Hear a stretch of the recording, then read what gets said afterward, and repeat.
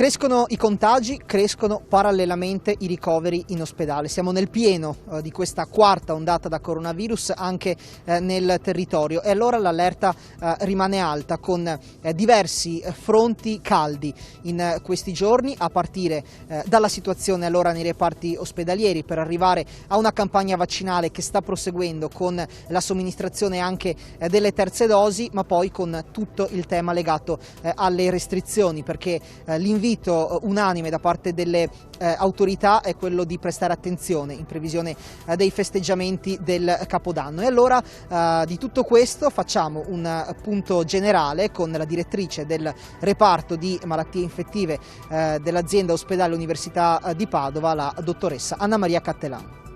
Dottoressa, cominciamo con i dati. 7.500 nuovi casi nelle ultime 24 ore, 75.000, più di 75.000 positivi in Veneto. Ecco, i dati quanto gravi sono attualmente? Beh, la situazione è sicuramente preoccupante, perché stiamo vedendo anche noi a livello ospedaliero che i ricoveri incrementano, tantissimi sono i nuovi positivi. Abbiamo quindi sicuramente un impegno sanitario molto importante e che è destinato a crescere vedendo i numeri che ci sono in Italia e nel resto d'Europa e del mondo. Sappiamo che adesso incomincia a diffondersi la variante Omicron, verosimilmente diventerà la variante prevalente.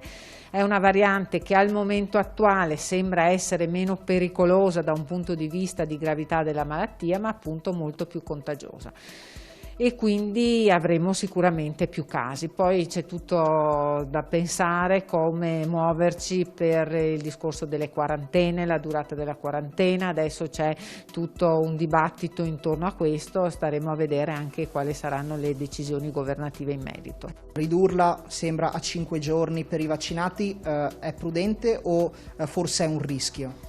Ma quello che si sta già facendo negli Stati Uniti in realtà è una misura che viene presa sulla scorta di modelli matematici che ci dicono che se effettivamente ci sarà questa impennata di contagi e ogni persona positiva ha almeno un 10-15 contatti, vuol dire che avremo tantissimi milioni di italiani a casa in quarantena, e quindi vuol dire che tantissime attività, dalle sanitarie a altre attività pubbliche e private, vengono bloccate. Dal punto di vista numerico, in ospedale quanti letti ci sono occupati in ospedale, ovviamente a Padova?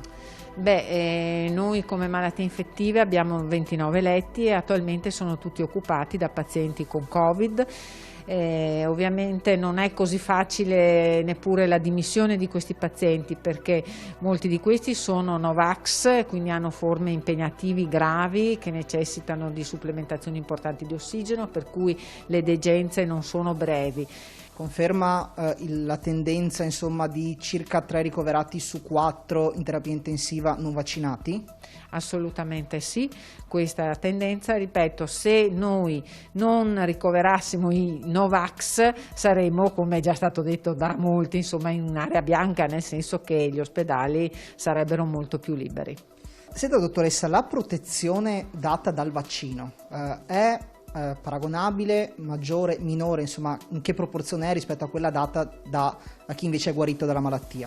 Cioè, dai dati che stanno emergendo in letteratura sembra che la protezione data da vaccino sia più duratura rispetto a quella indotta da malattia, e questo insomma è un motivo ancora più importante da sottolineare perché ci si vaccini, e anche chi ha avuto il Covid deve vaccinarsi per avere una protezione maggiore. Se una persona riceve la terza dose e disgraziatamente nelle ore subito successive scopre di essere positivo al Covid, nel momento in cui poi la malattia finisce, il vaccino è comunque efficace, è entrato in circolo? Cioè, che fine ha fatto la dose di vaccino che è stata somministrata?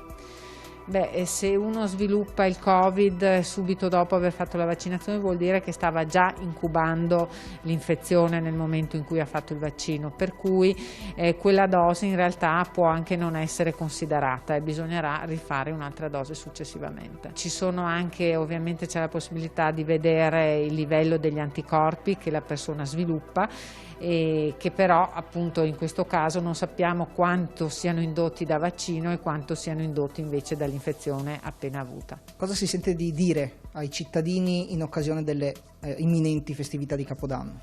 Beh, dico che è importante vaccinarsi, questo ovviamente è il punto saldo, però dobbiamo stare attenti a non acquisire il Covid, che vuol dire ancora stare attenti a non fare grandi feste, grandi assembramenti, utilizzare le mascherine.